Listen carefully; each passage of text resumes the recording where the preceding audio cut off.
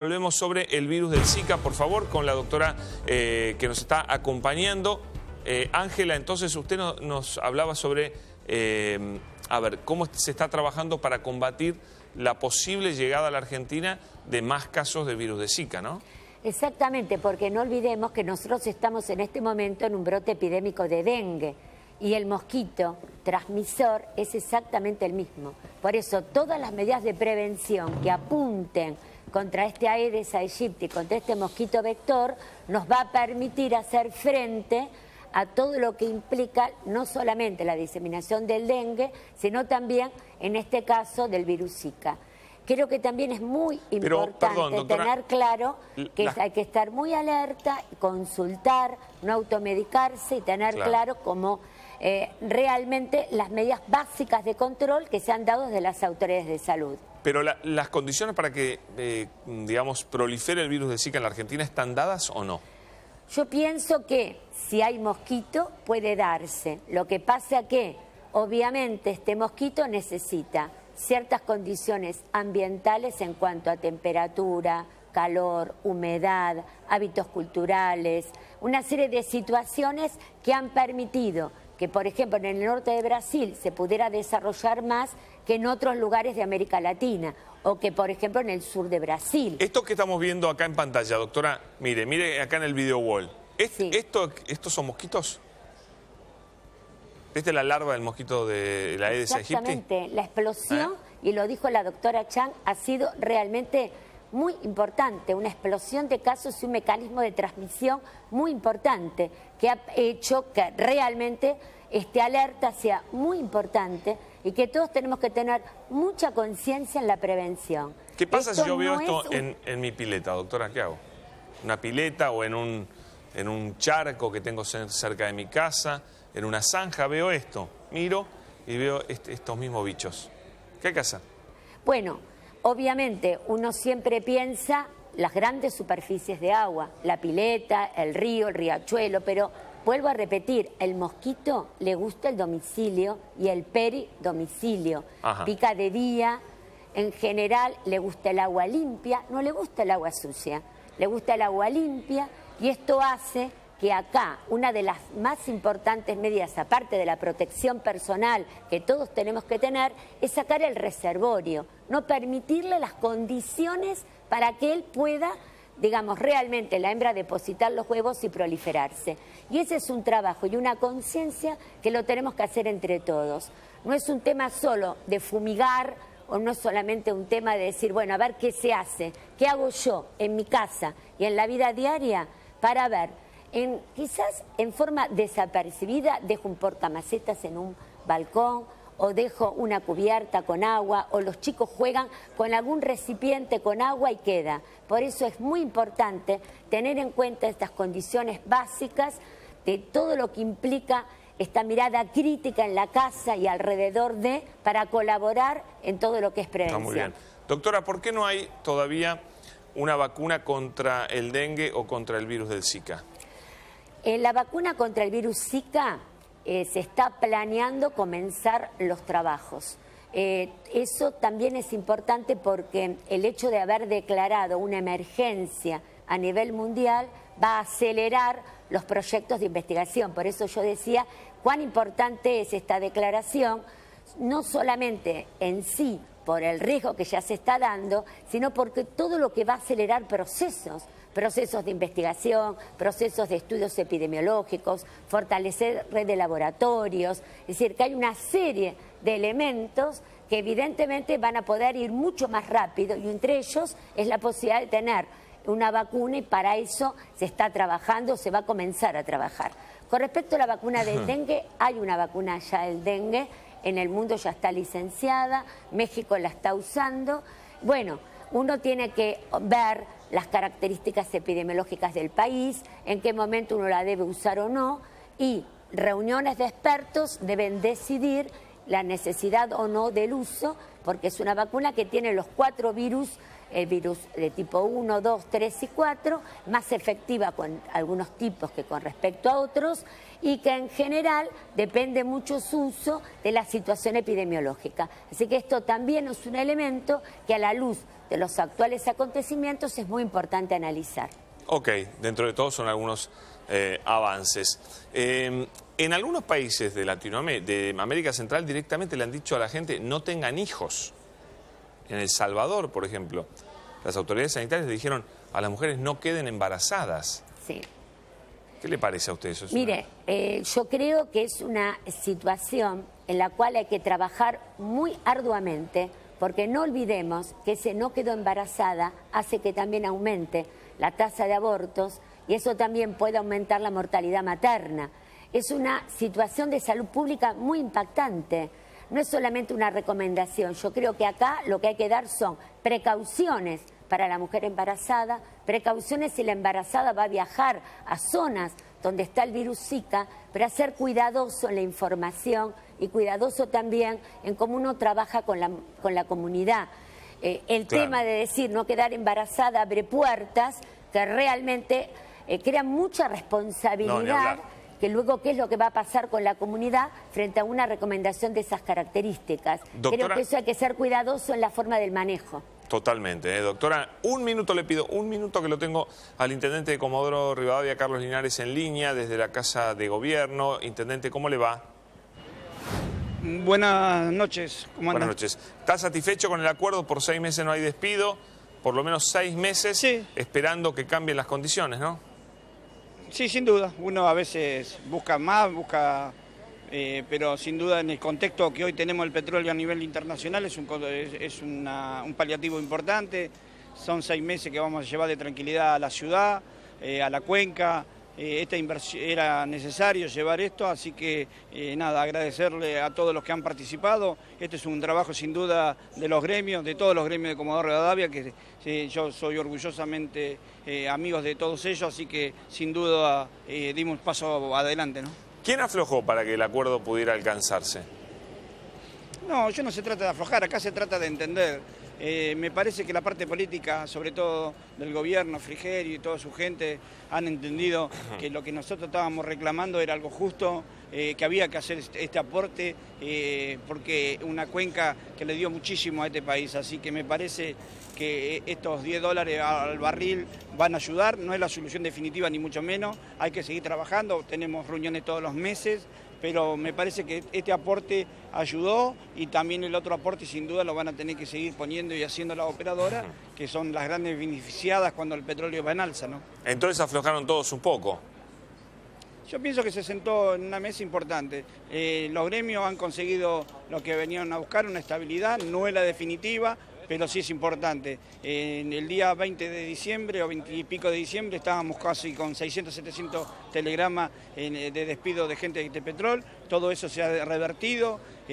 Hoy están, y esta semana y la semana que viene ya van a empezar a subir todos los equipos nuevamente a los yacimientos y ha vuelto la actividad, y esto también le hace muy bien a la ciudad porque ha vuelto la actividad comercial también, ¿no? Bueno, menos mal, menos mal, fue un momento muy duro, No, estamos claros, pero no vamos a bajar los brazos, todavía, como decía un viejo arquero de fútbol, no hemos ganado nada todavía, ¿no? Bueno, es que 6 meses pasan rápido, ¿no?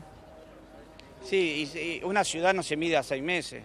Claro. Nosotros, en mi caso, ser intendente de la ciudad, sí, significa mucho más que eso, así que nada, seguiremos tratando de colaborar, de empujar todo lo que tengamos que empujar y trabajar para adelante, ¿no? Intendente, lo mejor, ojalá la situación internacional cambie y suba el barril de petróleo, entonces el problema desaparezca, y si no, bueno, habrá que encontrarle otra vuelta para ir tirando de a 6 meses. No es lo ideal, por supuesto, pero lo importante es que la gente no quede en la calle, ¿no? No, le agradecemos. La verdad que hay que agradecer a todos los medios, sobre todo los medios de Capital, porque le han dado una cobertura importante, todo ayuda, sin duda haber hecho escuchar las voces de Comodoro Rivadavia en el país nos dio una gran mano, así que fue importante. Muy agradecido a todos. Gracias, Intendente Linares, muy amable. Un abrazo grande. Un abrazo, hasta luego. Desde la Casa de Gobierno con este acuerdo entre todos los integrantes de este mercado de petróleo en la provincia de Chubut. Vuelvo con Ángela, la doctora que tan amablemente nos está acompañando y contándonos cuáles son los riesgos del virus del Zika. Yo no había pensado en eso que usted cuenta, de que decir no te quedes embarazada te abre unas puertas terribles en materia sanitaria. Es mucha presión para la comunidad. Sí. Y por otra parte también me gustaría agregar que el hecho de decir tengo una vacuna no nos permite relajarnos y quedarnos tranquilos, porque uno sabe que la vacuna es un elemento más en la prevención. Y uno sabe que todas las otras medidas epidemiológicas es fundamental ponerlas en práctica también. Pero... ¿De dónde vino este mosquito miserable que nos trajo 3 enfermedades, no una, 3 Aedes aegypti? ¿De dónde vino? Bueno, en realidad el virus Zika en África, el dengue lo tenemos también circulando en el mundo, provoca brotes epidémicos.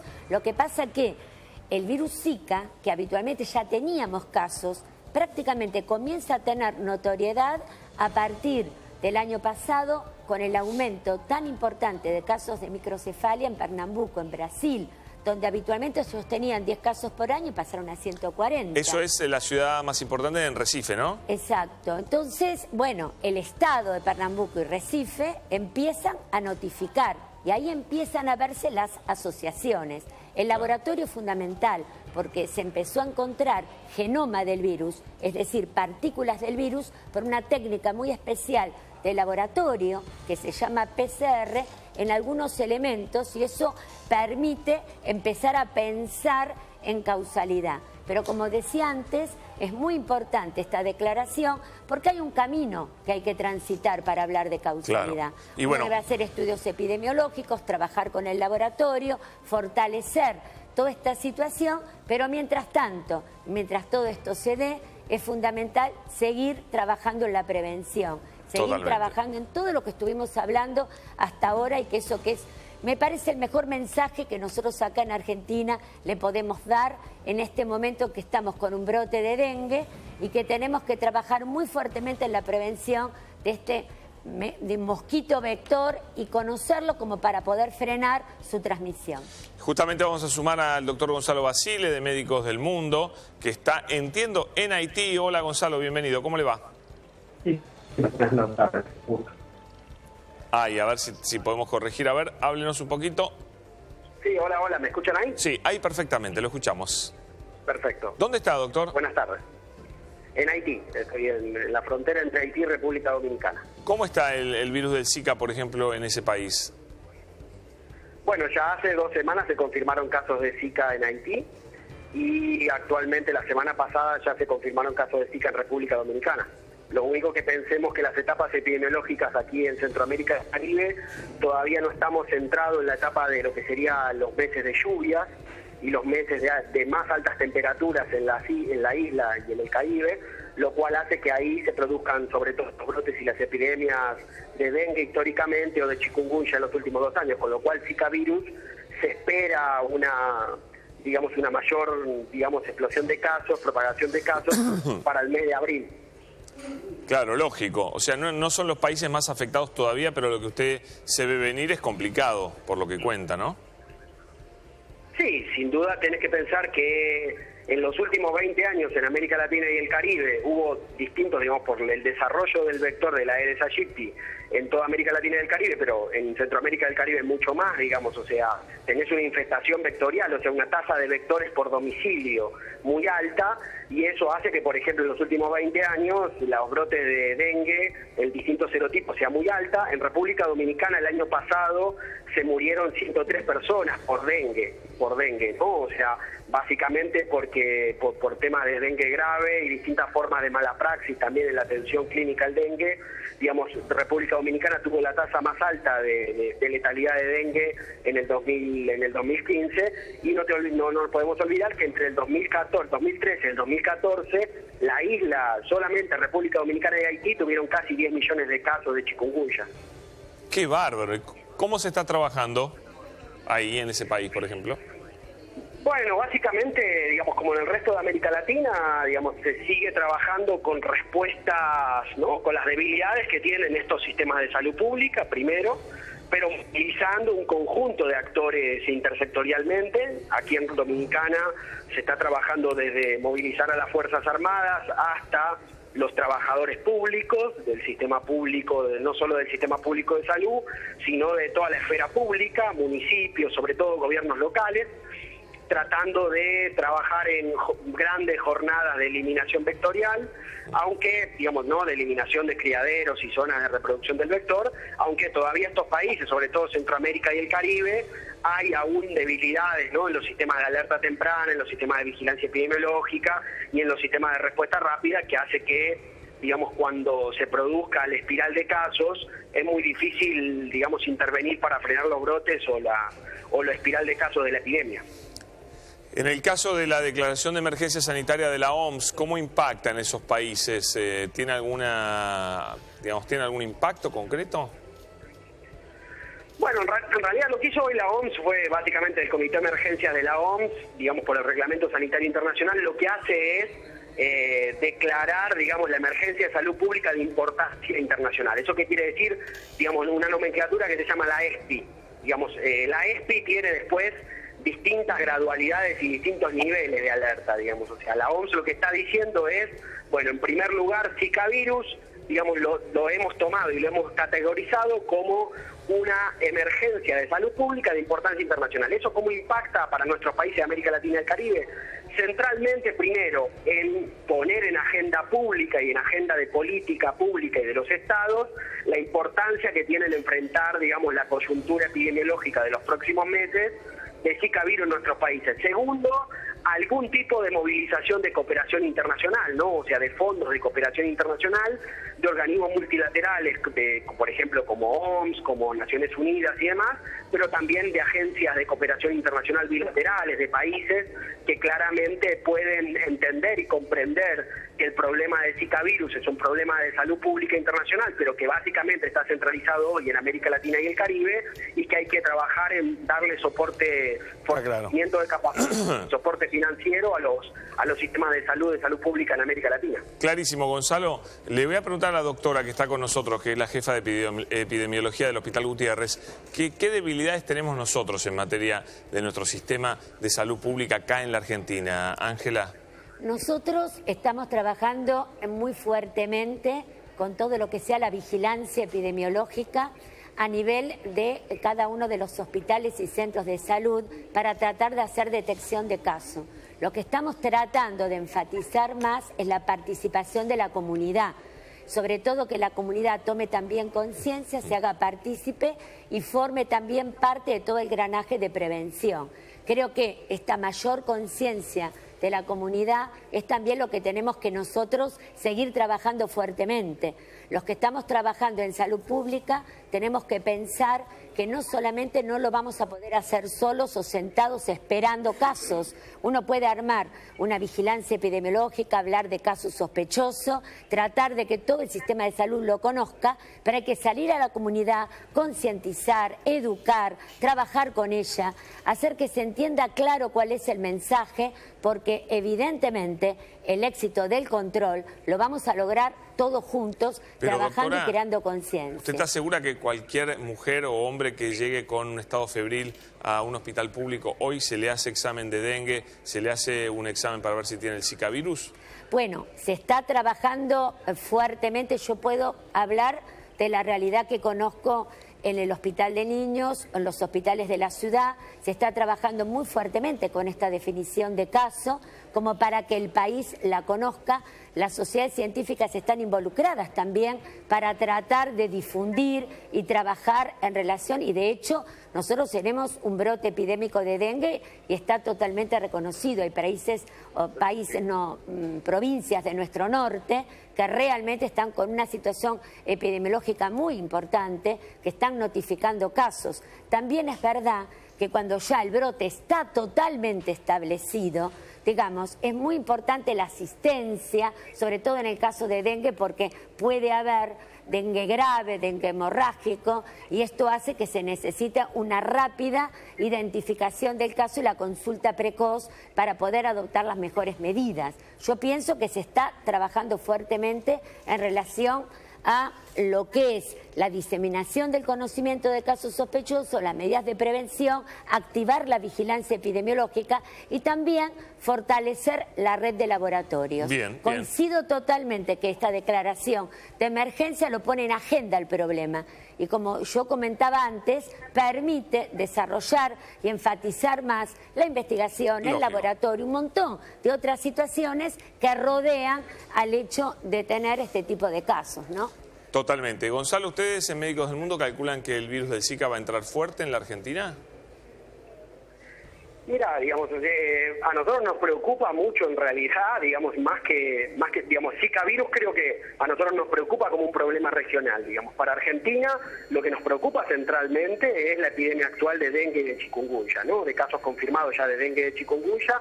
Ustedes saben que la espiral de casos se ha incrementado muchísimo, no solamente en Formosa y Misiones, donde ya no hace falta, digamos, ya no se están haciendo laboratorios, digamos, ustedes saben que cuando tenemos brotes epidémicos o epidemias, como es el caso de Argentina, con más de 15 provincias con casos confirmados de dengue y de chikungunya, lo que se suele hacer es un caso cada 10, mandar al laboratorio para ver la circulación, tener el conocimiento de la circulación viral, del tipo de serotipo que está circulando de dengue, porque hay 4 serotipos. La epidemia del 2009 en Argentina fue del serotipo 1 y hoy está básicamente circulando también el serotipo 1, aunque tenemos casos de serotipo 2, 3 y 4 en la región del Cono Sur, entre Paraguay, Bolivia, Brasil y Argentina. Entonces, centralmente a nosotros lo que nos preocupa hoy en Argentina fuertemente es el tema dengue y chikungunya, digamos.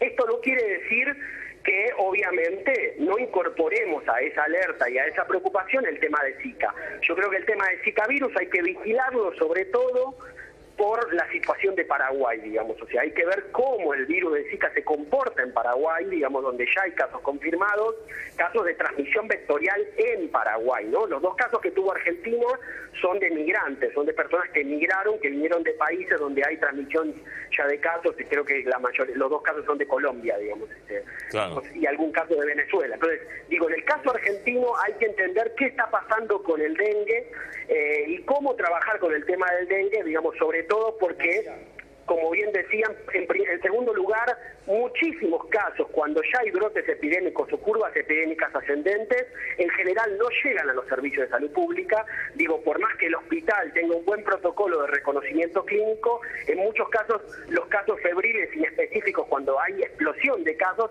no llegan a los servicios, o si bien si llegan a los servicios, los sobredemandan, como está pasando en Misiones. Entonces lo que se termina pasando es que hay muchísimos casos que por nexo epidemiológico, ¿qué quiere decir eso?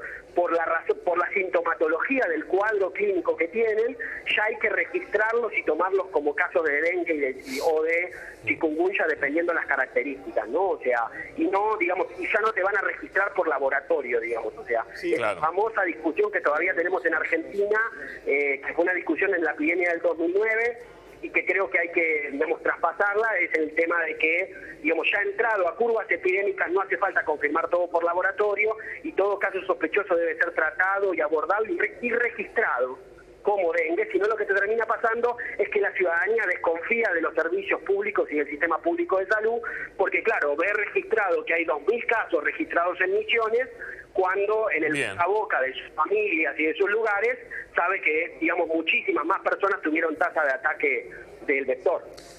Gonzalo Basile, de Médicos del Mundo, muchísimas gracias por este contacto. Muy interesante todo lo que nos has contado. Gracias.